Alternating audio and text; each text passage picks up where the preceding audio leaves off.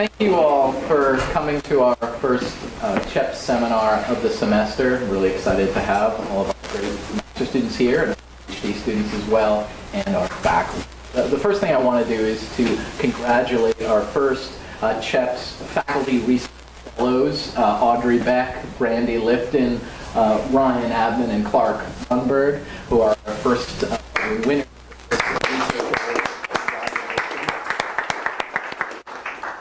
Very excited about their scholarship this upcoming year in applied economics and policy. In addition, I want to welcome all the new master students to our program. And I want to take this, I'm really excited to have Dean Lillard here today. Dean, each other for a long time. I was a math, and it was 23 years ago that I first sat in Dean's classroom as an undergraduate. I know it's hard to believe, right? Me being 5 years old and in college. But if I had to name one faculty member that I had when I was an undergraduate that inspired me more to become an economist and make this my chosen profession, it's Dean.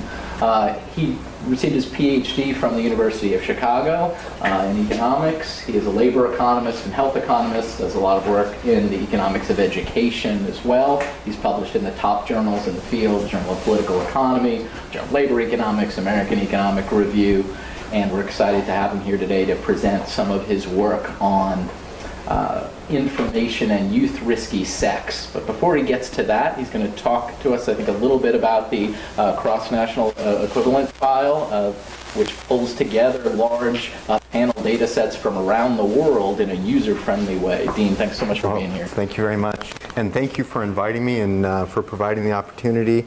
After that nice introduction, I can't tell all the stories about Joe that I wanted to talk about. But for the right compensation from somebody over beers, I'm certainly willing to do that. I hadn't actually prepared this. This is obviously from another presentation I did last year at the University of Essex. I just wanted to call your attention to it. And the reason I wanted to call your attention to it, and I'm not going to go into any detail here, is that it's a fantastic resource for both faculty and students who are looking for a source of data where there's a lot of ready-made stuff that you can do. And let me see if I'll quickly go down through and tease you all. All right, so let me just, there we go. And I think, no, okay. So this is going to be the extent of the advertisement. We've got 8 countries that are now in the this harmonized panel data set. So the data are organized around a set of household-based panel studies that are run in these 8 countries that all have a very similar design. It's an unfolding generation design. So if you're familiar with the panel study of income dynamics, for example, it started with 5,000 households, and then anybody who was present in that household got followed, and all their descendants get followed over time. And so it is a panel data set that follows individuals across time. In the PSID, you can follow up to 4 generations now. In the German socioeconomic panel, you can follow up to 3 generations. And each of countries contributes very similar data set, and what we do is we take the data and we make them as similar as possible as we can using a core set of about 60 variables that almost all of us would select from if we were trying to control for demographic and household background characteristics. And so the reason that it's a very powerful data set for both master's thesis and for people who are looking for PhD student research projects is that you can focus on any kind of outcome which you could compare across countries, where the work in international comparative work research is trying to make sure that you can convince your referees that you're actually comparing apples to apples. All of the core variables, that work has been done. And there's lots of publications from this. So you don't have to convince referees that the core data are not comparable across countries. And that's especially important for things like income, because Germany, in this survey, reports after-tax income. In a lot of countries, they report before-tax income. And one of the things that we do is we have a tax calculator that computes the tax burden and makes after-tax income. So for example, the Organization for Economic Cooperation and Development, OECD in Paris, uses our data when they do poverty estimates across countries. Anyway, that's the extent. I'm not going to go on any further. Maybe I will at the very end. Shoshana, this is what I sent you. Sorry, close your eyes. This is all the smoking behavior. Wait, sorry, I've got to go back. See how cool that is? That's cross-country smoking behavior across these different countries of the life course. See how similar it is? There's a book out there. It's by Lillard and Christopoulou. You have to buy it. My kids will be happy. Oh wait, there it is. Okay, if you want to get further information, that's what I sent you. You can sort of go to our website, and the PSID you can download. The other data set you have to apply to each country to get access to it, but it's easy to get. All right. Now I'm going to close that. What did I do? Right. And I'm going to go to the topic. So today, the topic on the floor, interrupt at any time. If you don't ask questions, I'm going to ask you questions because I'm always a little nervous if people aren't talking and asking questions. And if there are no questions, I'm you to sleep. But the topic of interest is whether or not people are responding to real-time information in popular press. And the outcome that we're studying is sex behavior. And so as a general proposition, we want to study economic behavior, and the particular market that we're looking at is the choice to have sex. And we're looking at the age at which people first report having sex and whether the last time that they had sex they used a condom or a contraceptive. And we're going to measure information, exposure to information about sexually transmitted infections. So just to sort of put this study, the design of this study into context, the gold standard over here is randomized controls. Randomized controls trials are usually held up, mostly by, my wife is a molecular biologist and biochemist, so this is sort of one of those things like she says, well, in a real science. And so I always have to say yes, but you have small n, and we can't generalize beyond that to things that is relevant for policy making. So, you think that you're great. The real world setting is the world that most of us work in. We're using observational data. That means data that is collected from surveys about people's actual behavior. And of course, the thing that I hope that you're all trained to observe is that, yes, that's okay, but a lot of behaviors that we're trying to explain are things that people get to choose, the policy that we're trying to look at. And then our solution to that, of course, is to try and somehow generate exogenous variation. In this particular case, we've got exposure to information, and the obvious observation is that people choose what they read, and so the information is reflective of, driven by things about that person that we don't get to observe, that are likely correlated with the behavior that we're trying to explain, and so we have to be suspect about any kind of association we estimate between exposure to information and the behavior. The way out of that box is to generate some sort of change in information that they didn't get to choose. And of course, the downside of instrumental variables methods is that it's hard to find things that exogenously shift the information to which people get exposed. So I'm not doing this one and this one, not doing this one yet. I actually can talk about a set of identification strategies that do that, but that's not what I'm going to present today. Okay, I want to briefly go over the market for sex. Shoshana and I have a connection here. We both shared Gary Becker as an advisor in graduate school, and Gary Becker was sort of an intellectual force of nature. Lions. Giant, thank you. I didn't want to go be too effusive at OSU. Every time I say Becker, they say, that's only the fourth time that you've said it. But he was willing to consider the application of economics to almost any kind of behavior that you want to think of. And so I think of sex as a market in which people engage. And how does it fit as an economic good? I taught a health economics course earlier, and one of the ways I started that course is I asked the students, is health an economic good? All right? And so the definition that we used for an economic good was, are you willing to trade it? Does it command resources?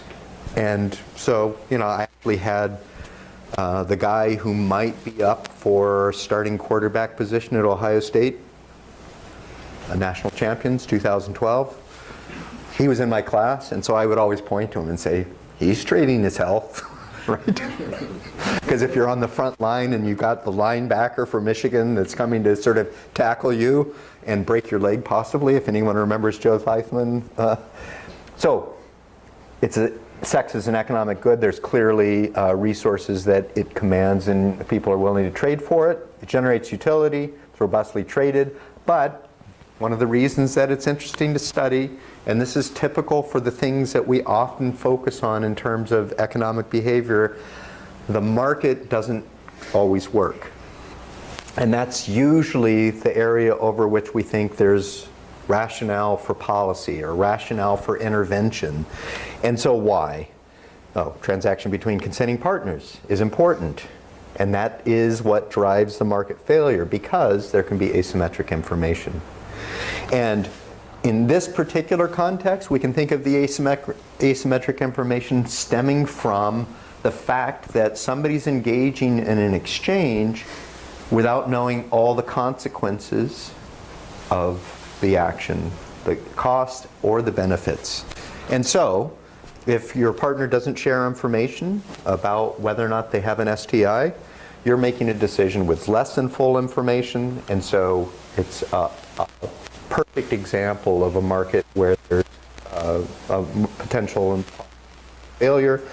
And then we also think of, and a lot of policies about sexually transmitted diseases are targeted at young people who may not be fully informed about the consequences of the action or even the risks that they face when they engage in the action. And so, and this doesn't have to be true. It's unfortunate. I was talking with Brandy earlier about going to the dentist at Ohio State. We talk about lacking some or all information, and I was in getting my teeth cleaned, and the dental hygienist said, "Oh, you brush behind your teeth." And I thought, doesn't everybody? And she said, no, a surprising number of people don't. And I'm thinking, that means that someone, their parents or the nurse or whoever's teaching their health class didn't inform them that it might be useful and hygienic to brush front and back.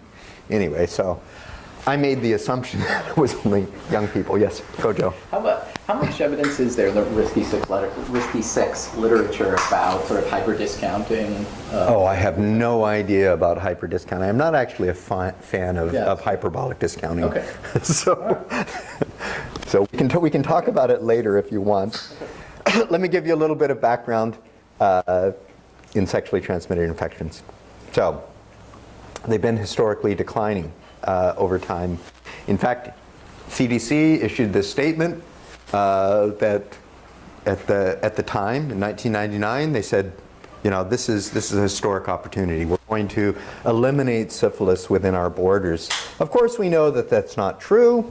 As of 2015, there are plenty of sexually transmitted infection cases in the United States, and the flow of it is growing.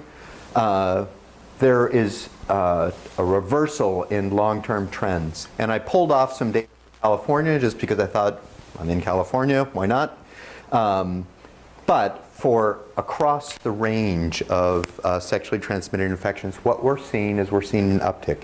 I was in Berlin in March, and just as a curiosity with some colleagues there, I pulled up the numbers for Berlin. This is also true in Germany.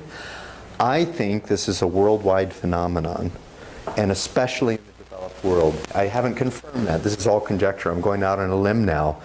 But I think that we are witnessing a worldwide trend that I think is a major public health issue, that is going to become a public health issue. So let me just show some trends over the long run. And these are all drawn from the California Department of Public Health. They have some stuff on their website that you can pull up trends. And so you can see what I mentioned before, that for syphilis, there was this downturn and then up. California actually preceded it, and the rate of syphilis in California is higher than in the rest of the country on average.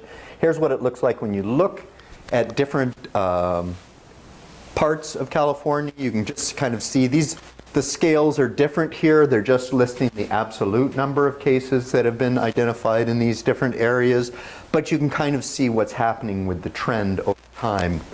And you know, in some places, even though the numbers are small, you see a rapid increase in the incidence of syphilis. Do you have an inclination of how much of that uptick is just moral hazard, where there's better treatment options? I have no idea if it's moral hazard. You know, who knows? You know, I mean, I'll come to some things that I think might be driving it, and obviously some of it's I'm going to argue or at least propose that some of it's information. If you look at gonorrhea rates, same thing, sort of bottomed out in the 90s in California, and then we are seeing this in California rather dramatic uptick. Here it is by region of California. If anybody's interested in this, you know, it looks to me like there's lots of geographic variation in California that's ripe for, you know, study, for trying to get California Department of Public Health data or other data that you could use. Here's chlamydia. Chlamydia sort of seemed to be declining over time, and now it's just taken off.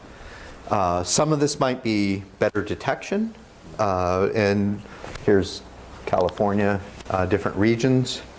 Is controlling for age? This is not controlling for anything. On that website where I drew these from, they have it by age and by sex. I'm just using this to try and motivate the general study here. So here's California. Here's the sort of general trends in sort of these incidence or prevalence of these different diseases. And so the question that we want to ask or pose as a starting point is what might explain these reversals. Now,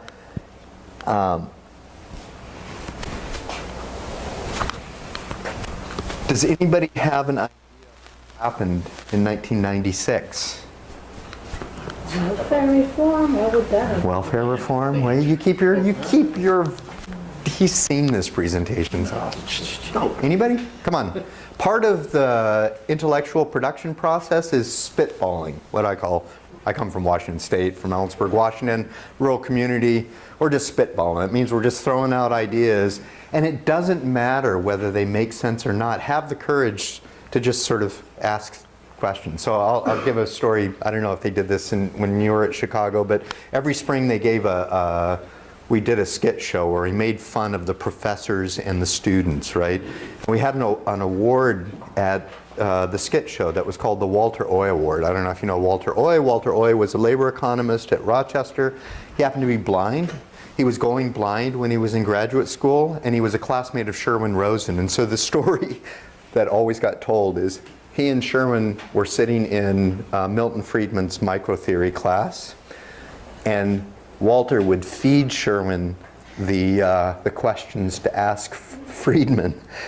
And one of them was, do you really believe this, or are you making this up as you go along? But we named an award after him, which was given out to the faculty member or student who asked the most irrelevant question in a class or seminar over the past year. And there was a box that you would put in nominations during the course of the year, the name of the person in the question, and I won the award. And I was cited for a lifetime of achievement. 3 years running, my name was in the box, and Becker came up to me afterwards and said there were many other questions I could have nominated you for. But the point is, don't be afraid to offer suggestions. So I'm going to ask my question again. What happened in 1995-96? Yes? Was there a change in laws allowing presentation of information to students? Not to my knowledge. Other ideas? Google? What's that? What? Antivirals? Antiviral? Google? Google? That's good. That's Brandy, that's good.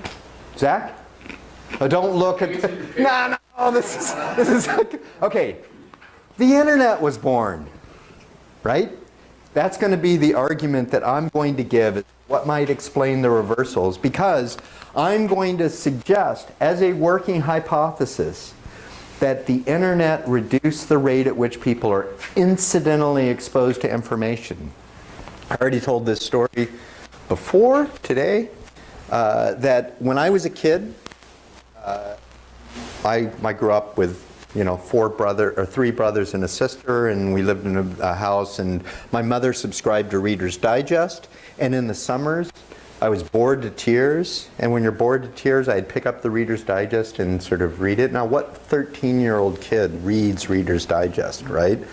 But other than you. And I have a sister who's 18 months older than me. She subscribed to Cosmo magazine. Now, 13-year-old boys look at the pictures in Cosmo magazine, but we don't read the articles, except when you're bored to tears, right? I call that incidental exposure. And the internet has made it less likely that you pick up a magazine and flip through and see articles, is a working hypothesis, right? The other explanations, which I don't explore here, there's a hookup. I don't even know if they call it hookup anymore, but there's a certain exposure rate that might be increasing over time. Online dating, social media feeds into that, that idea that the ease with which you can have encounters has increased. That shouldn't change your incentives, as we talked about before, this asymmetric about the incentives to protect yourself. And it might just be better detection. Yes? So I'm thinking about this idea of incidental exposure. And it seems to me that like current day social media has its own kind of forms of incidental exposure. And that, say you're on Facebook, and a friend of yours finds some article and wants to share it. I wasn't looking for this particular article, but I'm scrolling through my feed and suddenly, it's there. And the whole notion of something kind of going viral is also kind of a, you could think of that as also a kind of a different form of incidental exposure. Yeah, it's a good point. Is it the case that it's really going down, or is I don't it know. the case that it's, okay. Yeah, I don't know.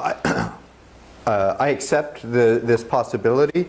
My guess, if I were going to say, is that if I were going to somehow be able to document this, my guess is that it is going down, partly because your friends and you are going to select similar kinds of things. If you've got, so we were talking earlier about the research on social media and on friends and whether friends influence you. And of course that's subject to this idea of endogenous selection of friends. So I don't know. The answer is I don't know. And this is just a hypothesis to try and throw it out there. So yeah, I got to say, the first thing when I see those sort of national trends that I think about are antivirals that came out in the mid '90s and PrEP that's come out sort of in the late 2000s. So what is it about sort of descriptively, just in terms of this motivation, convinces you that that's not the driver of the story? That the lower risk of contracting HIV or something, or being able, the cost of HIV. Yeah, that's right. It could be. What I think is probably driving it, but I'll show you some titles that might be consistent with that, is just the fraction of the population that is sort of exposed to the risk of HIV and AIDS might not be big enough to drive these trends. Okay. These are big trends, right? Here's some other possibilities. So the time that people are at risk for contracting sexually transmitted infections. This is, again, ignoring the fact that everyone's got incentives to use condoms, to use protection. But if you look at things that sort of measure or characterize being in the market, as it were,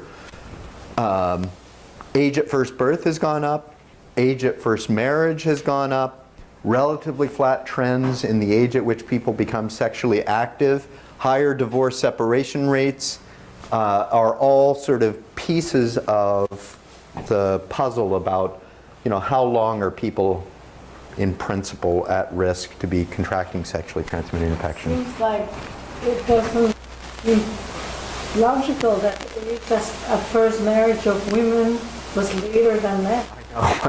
My wife looked at the slides this morning. She goes, "That doesn't seem right. It might be a typo on my part." Thank you, Shoshana. I should have anticipated that you were going to be here. Okay, so I knew you were going to be here.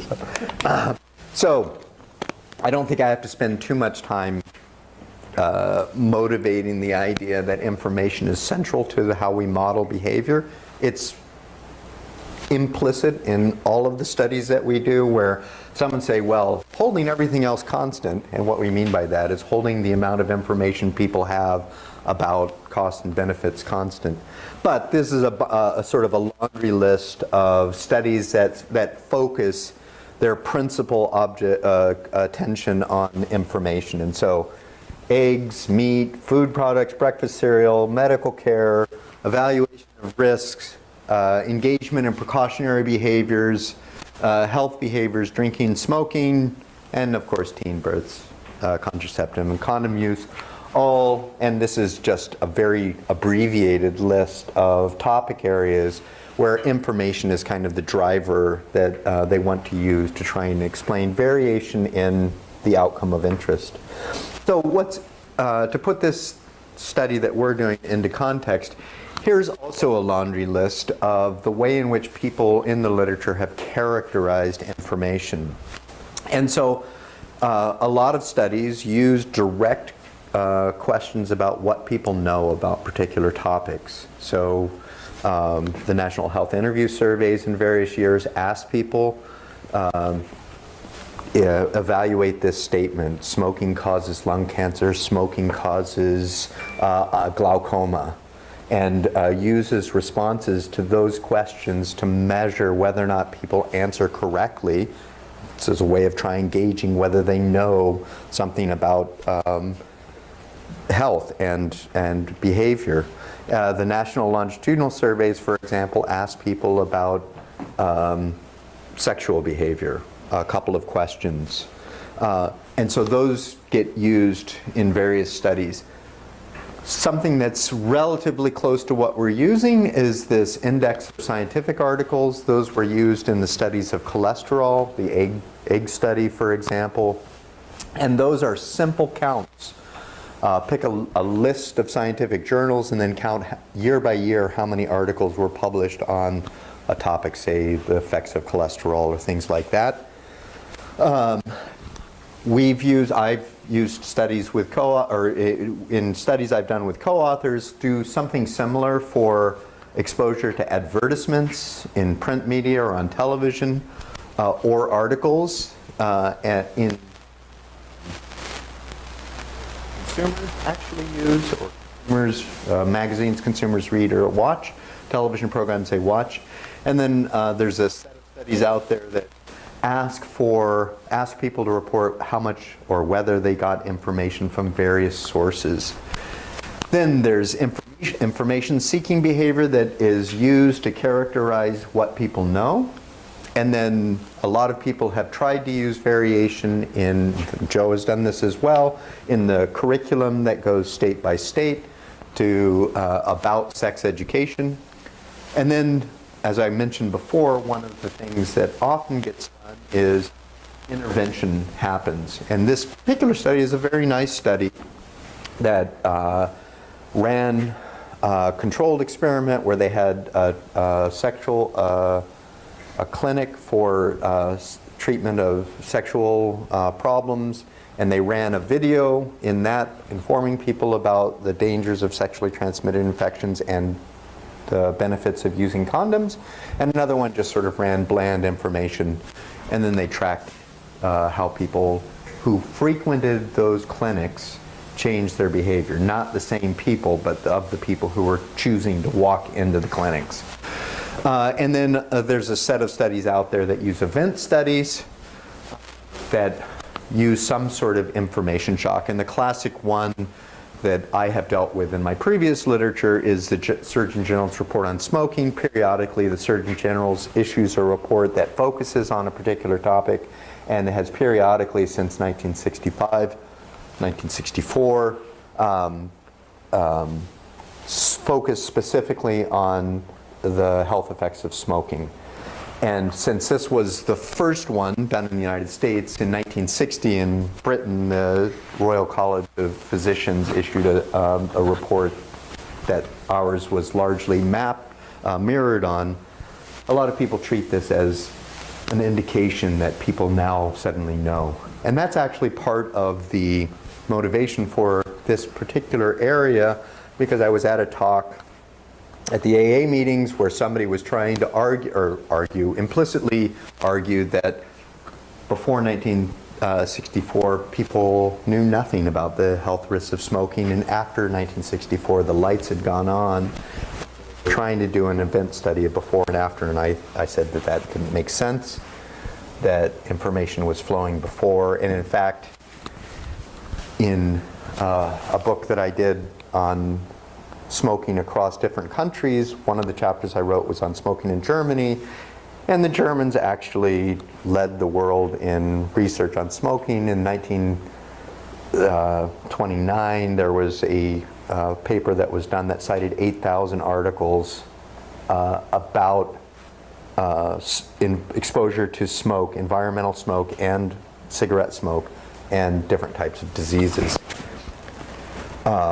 So it wasn't as though the world was invented in 1964.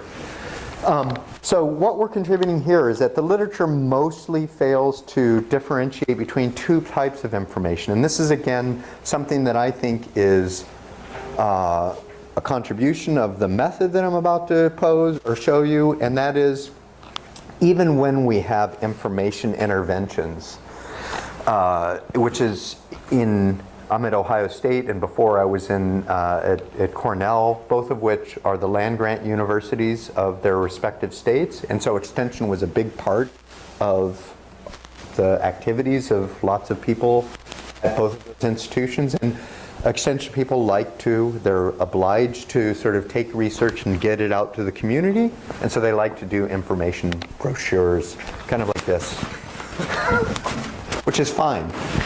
But what they fail to do, this one is fine, but what they fail to do when they sort of do something like go to an inner city school and hand out a brochure and say, oh look, if you stay in school, your chances of having a higher income are higher. Or, my pet peeve, having worked in smoking, you have public health people sort of hand me a brochure and say, if you smoke, you're going to degrade your health. And I always said, really? You think people don't know? Well, what I want to argue is that we need to differentiate between the information stock people already hold and the information flow. Why? Because those efforts I will show you are not wasted. It is not a waste of time to inform people, but what we want to do is target that information to people who don't know, right?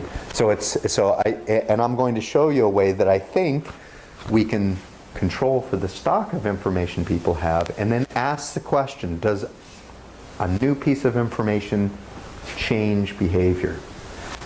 If you're a Bayesian, you think, well, yeah, if I've got a diffuse prior, if I know nothing, that extra piece of information has a lot of potential to change my understanding of the relationship between what I'm doing and what I can expect to happen. If I already know a lot, I can't. The lot of the flow you're talking about, is it important that information should be given to those people who are likely at risk? Or what? Are like high risk, yes. rather than giving to all those people who don't know about it.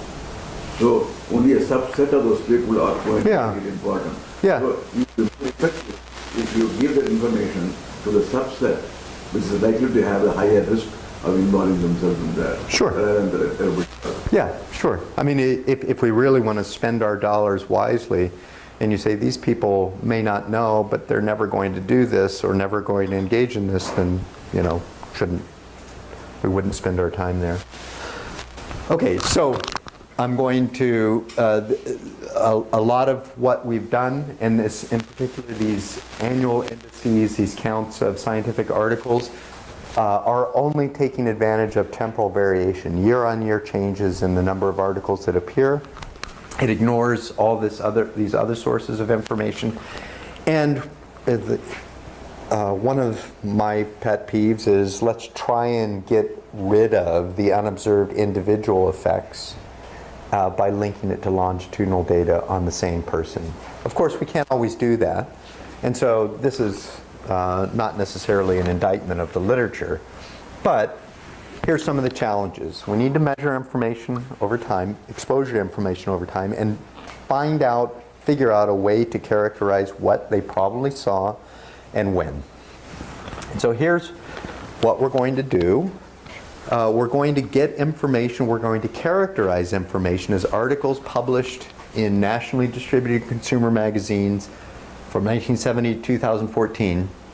This is generated from database. These are the old names of it. At the time that we were gathering these titles, ProQuest had bought the historical guide, Reader's Guide to Periodical Literature. I used this when I was a sophomore in high school. My English class, I had to go down and sort of open up the book and sort of find an article that was in Time magazine. And so what it is, and I'll explain it in a little more detail, is it gives you information on the title, the magazine, the placement in the magazine, the date it was published, and then a set of keywords. Now that it's electronic, you can actually link to abstracts and sometimes the article itself.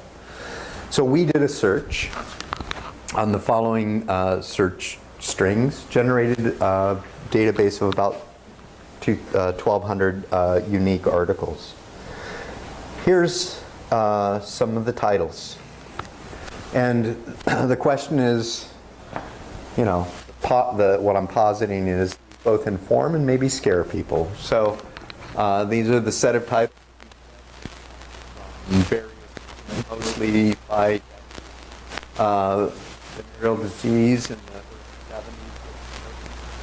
70s. Are you at risk? Sort of trying to call attention to your personal risk of engaging in sex, unprotected sex. 8 surprises you don't want to find in your bed. That's clearly a catchy title. I would open it up and say, what is that? I like this one. Practical Horseman. If anyone rides horses, you'll connect with this one. Can I catch sexually transmitted diseases by sharing tack? Do you know what tack is? No? Okay, doesn't matter. And I like this one. This one is the one that just popped up on the internet that certainly must catch the attention of everybody. It's probably went viral, I think, Ryan. The STI that causes flesh-eating ulcers. How can that not be something you want to read, right? Turns out there are only 12 people in the history of the UK that have ever had this disease, but that's irrelevant. And it may even be that just exposure to the title is enough, One of the things that we're doing as part of this project is we're going to use Python to actually analyze the content of the article and characterize it. And that grows out of the work that I did before on articles about the health risks of smoking, where we did that just with undergraduates reading the articles. And we characterized the articles as clearly anti-smoking. You read the article and you walk away with a message that your health is going to be degraded. You're more likely to get lung cancer. Articles that were pro-smoking, they said you're going to have better sex, you're going to be a better athlete, you're going to be a better husband, you're going to be a better wife, you're going to be a better student if you smoke. and then articles in the middle. And those made a difference in our analysis. So just having the titles is not sufficient. There's some payoff to actually going in and seeing what message are people walking away from, and we're going to do that. But to give you a sense of the temporal variation in the articles in our data, these approximately 1,200 articles, this is a count year by year, and I've marked 3 different dates here, not because we're focusing in particular on HIV, but just because these are events that might be lurking in the background of people's heads when they think about using condoms in protecting themselves. So 1981, the Morbidity Mortality Weekly Report of the CDC first mentioned the term AIDS in 1981. In 1994, that's the year that AIDS was the leading killer of 25 to 44-year-olds. And in 1997 was the highly active antiretroviral treatment was introduced to the market. And we haven't yet done this, so I don't want to promise that what you're going to see is based on this. But one of the reasons that this is a particularly important event is when we go and start analyzing the content of the articles, when the articles were talking about AIDS, up until this point, AIDS was a death sentence. After that point, it was a different tone that you can live with AIDS, right? And so that's actually something that we will use in the future when we extend this to other. This is when you exclude or sort of take all the articles that were specifically about AIDS and separate them out. And you can see in certain years, a lot of the articles that we were seeing were generated on the topic of HIV/AIDS, but it's not driving the variation that we're using. So let me talk about the heavy lifting of this project. This project is sort of evolved over many years. And one of the things that we use to generate the exposure measure to information is a data set that's called the National Consumer Surveys, run by the Simmons Corporation. There are 2 major data sets in the United States that are used for marketing purposes. They're sold, the data are sold to companies that are trying to plan marketing campaigns. One is Nielsen has a database that they, and a consumer group that they actively pay to answer their surveys. And the other one is the National Consumer Surveys. They've both been around since the 30s. And what they do is they survey people, and it's 180 pages of, I should have brought it, but it's a 180-page survey that asks detailed questions about all kinds of consumption. And because they're trying to sell this to companies that are planning their marketing campaigns, they have a detailed diary on print media, television, radio, and now internet usage. Try and gauge what people are reading and where, so that the companies can then plan media campaigns for groups that are reading particular things or consuming different things, reading particular things. So what it does, it's a population. The survey is done, it's a telephone-based survey, random digit dial in the lower 48 states. Somebody has to be 18 or older. One person from each household is selected. They do have a sample where they get teen, and typically those teens are selected from the same household, but we don't have those data and we don't use them. They show the survey, they then send them the survey. It actually shows a thumbnail print of the cover of each magazine, and the person is asked to tick off every magazine that they've looked at in the last 6 months. You think, wow, that would take a long time. But most people in our sample, the average number of titles, of unique titles that people read, 5, right? So you can quickly scroll through and just sort of say, nah. Oh yeah, I read that one. Yep. And so you tick it off. And then they ask the follow-up question, of the last 4 issues, how many have you read? So it's 0 to 4. And so what we did is we restrict our magazine set to the 77 that appeared in all of the 15 years of the data that we have. And then we used the first answers to the first question, did you read any of these magazines in the last 6 months, as yes or no, I read the magazine. And then how many of the last 4 issues have you read, as the intensity or the frequency of reading. We estimated as a function of characteristics that we observe in the Simmons data and in the data set that we use that has the outcome variables that we're trying to study. Because the Simmons data does not ask people about how many times they had sex or recent sexual behavior. They do actually ask people whether they use condoms, so we're going to do that directly. Question: has anyone, the sort of elephant in the room question, right? Has anybody used sort of the Simmons data and compared whether what you can sort of measure about magazines read by people during some part of this era, how well that generalizes to the kinds of websites and electronic media people sort of go to as you're trying to deal with sort of endogenous targeting of individuals with magazines and the articles that might appear in the magazines that they're reading? Do you have any sense of how information diffusion in that context generalizes to electronic media? I don't have a sense of it. The Simmons, like I said, it's one of the major marketing surveys, right? So they have rolled electronic website questions into their survey, and they ask directly whether or not people are visiting particular sites. And we haven't used those data, and I haven't correlated them. Okay. But the data are there.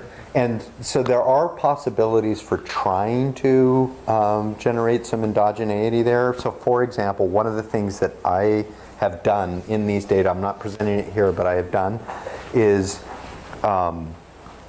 look at magazine reading as a function of the number of internet service providers in your zip code area, as a somewhat of a proxy for access, for price, competition. And it predicts. It's sort of the more internet service providers that are in your zip code area, the fewer print magazine titles people said they read. But I haven't seen any study that used the Simmons data. The Simmons data are not so widely used by academics. I mean, we had our piece that was done, and since then there have been more pieces, but I'm not aware of validation studies. Yeah, Ryan. Well, on this note, I'll be interested to kind of learn more about how you're using the Simmons data and how you're kind of estimating the probability someone reads an article or what have you. But one way you could try to see if there's some relationship here between the print and the online media would be to look at places that get treated with an article, and if you have kind of some spatial variation in places that maybe read one magazine more than another. In an article that comes out, you could look at the Google Analytics or the Google data, which you can get pretty high frequency search shares by designated market area. Okay. And you could overlay and see if that's at the nice. time a print media comes out, Yeah. Do you see a spike in kind of related search terms for that, around that window? I didn't know you could get it by DMA. Yeah, Oh, that's good. yeah. Yeah, so that's fantastic. It's a great suggestion. You're going to send me this, right? Joe. Okay, good. So that's a great suggestion. One of the problems with that I'd always thought, and it's still a problem for the Google Analytics, is all of this is linked to the individual, right? We're predicting at the individual level, but it doesn't matter because that's something that I can use to sort of measure, because I have geography, and so I can look at exactly that. I mean, if you have an idea of, this is this area is going to have a more intense treatment from this article in this area, then. Yeah. The other thing that I have, which I haven't exploited, is I've got state-specific subscription rates to all the magazines, and in fact, there's surprising variation. When I first started this project, I didn't have these data coded up, so I was using as my proxy for exposure state-specific subscription rates. And I was amazed at how much variation there is. Do you know what state in the nation reads the most magazines on average, or subscribes to the most magazines on average per capita? This is now per capita. Huh, interesting. Why do you say Florida? Now this. Okay, any other guesses besides Florida? You know, we're talking about reading magazines. You have to read, you know. You can read. Any other guesses besides Florida? What? Massachusetts. Thank you. Thank you. Alaska. Now, you know, I always like to, like I said, spitball. You know, okay, now, isn't this the way that we do production of ideas and papers and stuff like that? We find a stylized fact and we say, well, that's strange. How do you explain that? Right? So I find it's not Florida and it's not Massachusetts. I never would have guessed Alaska, right, until I looked at it. So I've got a potential explanation that I haven't tested, but just like to hear some spitball in here. Why Alaska? Where you tend to have less access to the internet in some areas because of the storms. Okay. And they're more likely to feel separated from the rest of the 48 states. Yeah. And want to know what's going on. Have you been up to Alaska? No, me neither. I've been in the airport in Alaska. Anybody else? You're from Colorado, Ryan. Come on, you know, Alaska's like Colorado here. No, I've got family from Alaska. Man, it is not like Colorado. Your family is not like Colorado, but come on, somebody else. Or what else I've been? Is this envy? Is this like California envy here? You know, sort of you wish you got your. Anybody else? Spitball. That means just whatever comes into your head. Tell me. They still have Blockbuster. Okay. Not anymore, actually. What's that? I said no, the last one's in Oregon now. More doctor's offices? I don't know, maybe difficult geography, less car buying, more of taking tramways or taking public services. We all need to go to Alaska. We all have to do anthropological research and go to Alaska. I mean, we should. So my explanation is military bases. A large fraction of the Alaska population is on military bases, and the military just subscribes to magazines. Now, I don't know. I see people. High sex rate in Alaska. High sex ratios? What does that mean? You mean lots of sex or male-female ratios? Oh, okay. Okay. So, like I said, what we're doing is we're going to estimate these models and then walk the coefficients over to the data set that has the outcomes that we're trying to study. And at this point, we're going to expand this project out to other sets. But at this point, we're using the NLS Y97. A survey done of 12 to 16-year-olds. They were 12 to 16 in 96. About 9,000 of them are surveyed. What are we going to study? We're going to study, the question is annual. So we can do this with panel data. We're not doing it yet. But what they ask, both of the first time somebody had sex, of the respondents in the survey, and the most recent time that they had sex, whether they used contraceptive, whether they used a condom. They asked this of both the males and the females, and of course, for the females, it's their partner and them used a condom, the age they first had sex, and we're going to control for the covariates that you see there. Here's some descriptive statistics. I don't know if you think 75% is high or low, but that's the number that used contraceptives the last time they had sex. This is not control for whether or not they wanted to have a child, which they also answer, are you trying to have a child? So that explain that 25% are not using contraceptives. I don't know, again, if you think half is high or low, if you're in a committed relationship and there's no risk of sexually transmitted infections, should use. and the age at which they first had sex, which is actually surprisingly similar to other countries. Here's of our average survey, so over the period that we're using data, this is the average for the covariates that you see. We have about 4,500 of both men and women, and we observed them for around 85,000 person-year observations. Okay, so here's how we construct the measures of exposure information in the NLSY 97. The first thing we do is we take those coefficients that are estimated on our X's in the Simmons data, and we walk them back over, and we selected those covariates because they were present in both data sets and defined in the same way. And we walk them over to the NLSY 97. We've got two algorithms. One is for individuals 18 and older. Why do we do that?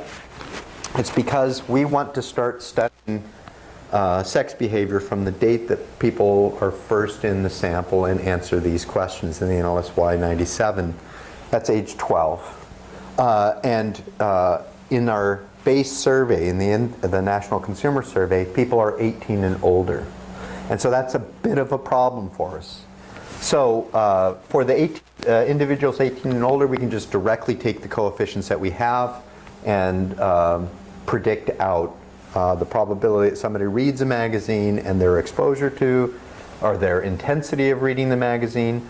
For individuals aged 12 to 17, we can't do that because we don't actually observe them in the National Consumer Survey. So what we do is, at this point, what we're doing is we're using a proxy.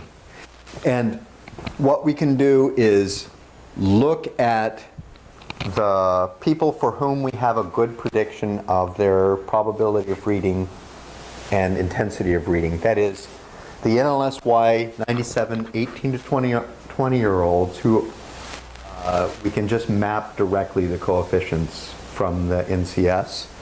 And we take that sample that is co-residing with their parents. And we do the same analysis for the parents, right? That is, we predict out what magazines the parents are reading and the intensity. And then we correlate the reading behavior of the 18 to 20-year-olds with the reading behavior of the parents. Some of this is predicated on this story that I told before about the bored kid reading his mom's Reader's Digest or his sister's Cosmo magazine. And saying that the magazines that are predicted to be present in the household are likely to be read by the kids. And then we maintain this assumption. So it's a work in progress. Nothing up my sleeves. I just want you to know that this is part of the way that we've constructed the data. Yes, Ryan? So when you're estimating coefficients on the predicted probabilities of reading, is that, in that first stage, are you doing that over, that's a panel over time, or that's? It's pooled cross-section. You mean you're talking about in the NCS? I think it's when you're getting the coefficients from, I guess, the Simmons data? Yes, in the before you move them. Before we move them, it's pooled cross-section. Okay, but you have, okay. Have you looked to see if those, have you estimated time-specific coefficients on some of them? Yes, so what we do is we have a cubic, and I went quickly through it, but that model includes a cubic in age and a cubic in calendar time as well. Part of the reason is that, so 1995 is the first year in our sample, and that's pre-internet. Yeah. And what you see in the data, if you look even in our data, from 95 to basically 2002 or something, there's this systematic change in the number of titles that people read. In 95 it was about 5. After the internet, people are still reading magazines, but it's down to about 2.5. And so there's this cubic function that sort of takes you down. Yeah, and I guess, I mean, I understand controlling for the kind of the overarching time trends, but I'm actually wondering if the coefficients on your individual characteristics are changing year to year. Is in this trend, or now the relationship between, whatever, the the characteristics you have about the individual and maybe education level or more educated level, It could be. We have, now associated with yeah, less magazines. yeah, no, it could be. We haven't done any kind of adjustments to allow for, we've imposed this sort of constant relationship between years of schooling and reading. Right. And certainly we can adjust for that. We can also, because I said the more, so we now have the Simmons data up to 2014. And so we've got much more years of data that where Simmons collected more information about internet usage. So we can go back and we can actually estimate fairly sophisticated models that allow for directly internet usage over time in these different groups. Again, using the coefficients we've got here. And this other instrument that I've got, the number of internet service providers, is going to be part of that model because we have data at the zip code level in the Simmons.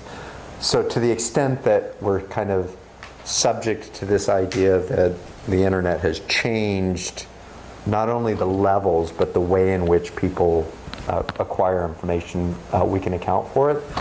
At the end of the day, though, and I hate to always sort of say we haven't yet done it here, but we have a set of instruments that we can use to generate exogenous changes in the information that people are exposed to for the magazine. So it's true that people might be getting information through the internet, but we have exogenous shocks to information. So it doesn't, you can say, well, does it matter whether you get information from the internet or from a magazine? And that's a valid question to ask, but we've got exogenous shocks to information. So if the question of interest is, do people change their behavior in response to information shocks? I think we've got it. I'm still interested in sort of these questions about, are the set of people who are reading magazines systematically different over time? And so I think it's still a valid thing of concern for us. Yeah. So I think that it might be a little bit more potentially troublesome, though, if it could invalidate the What is the it? the information transmission via the internet. Okay. Because it could invalidate your instruments. If the internet is sort of this sort of information transmission channel, if it's also like the presence of the internet is providing information on STIs, but it's also driving sexual changes in sexual behaviors, you've got this thing that you're not sort of controlling for when you're instrumented. So your instrument is not truly exogenous because you've got this factor that's affecting both the information that you're trying to instrument for, but also your outcome variables. Yeah, but no, my instrument is the cost of advertising in magazines. Oh, okay. Okay. You're only predicting information exposure through magazines, right? Right. You're not trying to... Yeah, so the thing I was mentioning before about the number of internet service providers, that's probably what you were thinking of. That was only, that's not my instrument. That's not the instrument for the flow of information. That was only trying to somehow soak up stuff that you're referring to, which is absolutely right. That's explaining sort of some of the readership that's associated with possibly using the internet. But my instruments would, I'm sorry, I keep mentioning it and I should. I'm not actually presenting it. But they have to do with things that are not related to the internet, except to the extent that as the internet becomes more widespread, people are charging less to advertise in magazines. So it might be that. And there's been nothing yet, because there have been papers that have exploited geographic variation over time and sort of the rollout of providers in the internet on things like smoking behavior, how much that changes response to taxes and so on. But it's just done the net effect of geographic variation on risky sex. No, not to my knowledge. Yeah. Okay, so here's the information exposure then. I mentioned before that we're going to estimate these models where we're predicting the probability in the NLSY that somebody read one of each of 77 different magazines, and also the frequency as a percent of the last 4 issues that they've read. we're imposing the assumption, just to make it clear, that reading habits are stable. And as I mentioned before, we've got a fairly flexible specification in age and calendar time to try and capture some of the both age and calendar time non-linearities in these things. And then with our database, the one that I mentioned before, we actually know for each magazine the number of articles that were published in that magazine in a given year.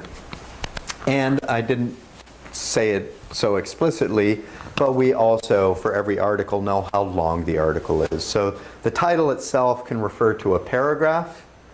People magazine publishes little blurbs up to 10 pages of The Economist will publish a long, lengthy article about sexually transmitted infection.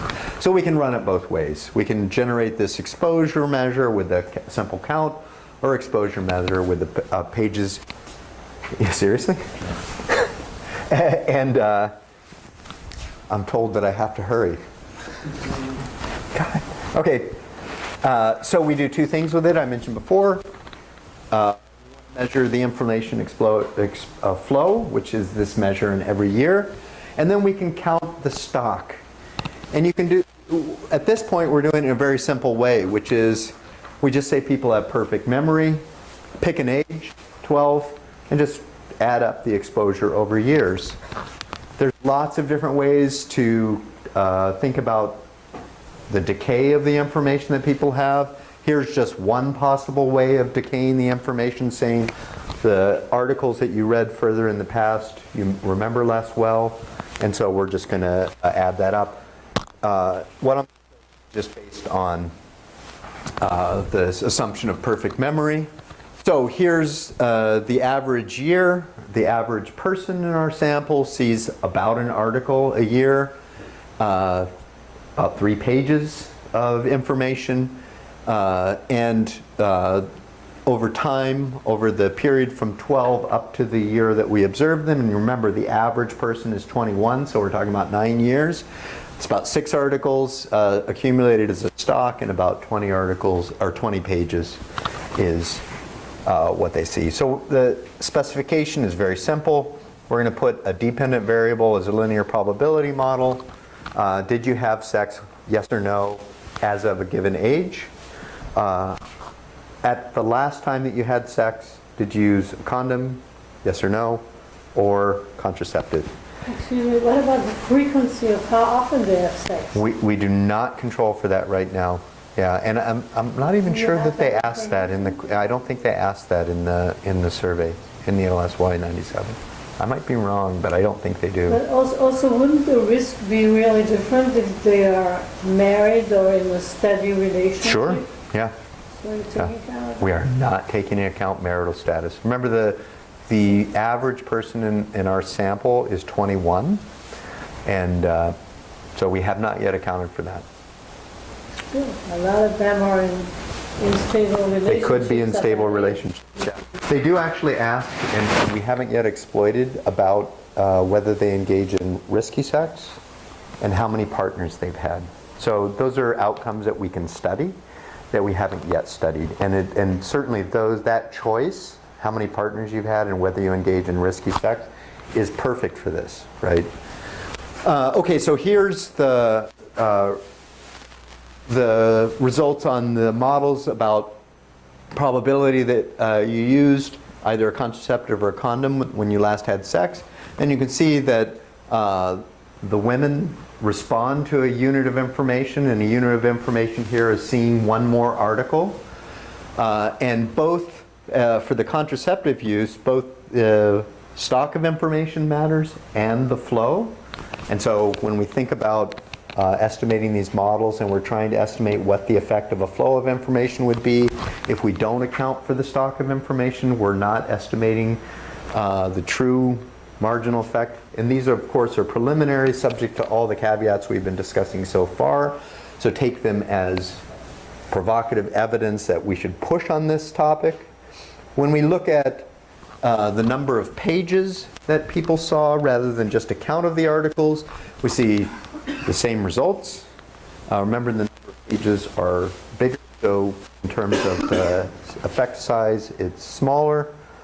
When we look at sexual debut, here we find that the number of articles that seen in a given year about sexually transmitted infection reduces the probability that somebody has sex at a given age for both men and women, and that pages for the women matter. Okay, so let me just summarize what we've talked about so far. As of this point in our study, we're finding evidence that suggests that information affects women's decisions to use contraceptive and condoms. You can see that I didn't spend much time on it, but an increase of one article changes the probability to use contraceptive by 1.5 percentage points, or about 2% off of the base of 75%. And the information stock also matters for contraceptive use, and that women change their use of condom when they have sex, when they see a new piece of information, and both men and women delay sexual debut by about 1.7 percentage points. Okay, so there's lots of stuff. We've talked about lots of it in the discussion we've had so far. Our information flow is still endogenous, even though we've got this sort of predictive model.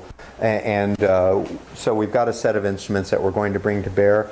And I think it came up also that over the period, even over the period that we've got, and especially when we go to other data sets, there are likely big birth cohort differences across how people engage and get information because of the internet. And so one of the other things that I'd like to do is see if I can figure out a way to document how exposure actually transfers or gets produced into knowledge. Because right now we're just measuring exposure to information. It's not the same thing as knowing something.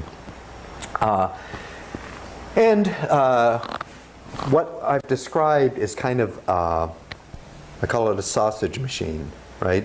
We've built a machine that I think can credibly estimate the exposure to information. We want to use this then to expand our study to say not just individuals don't just get information from articles they read themselves, but they get it from their classmates, their friends, their parents. And so in certain data sets like the adolescent health, we have information that we can use to sort of generate these same measures of information exposure for the social network that people name. And so that's on the agenda. And then we've got a bunch of placebo tests that we want to try and bring to bear, like information about whether salt causes high blood pressure, or is it just health information, or is it information about sexually transmitted diseases. And that's it. Thank you. Thank you. And thanks very much for all your comments and suggestions. I really appreciate it. So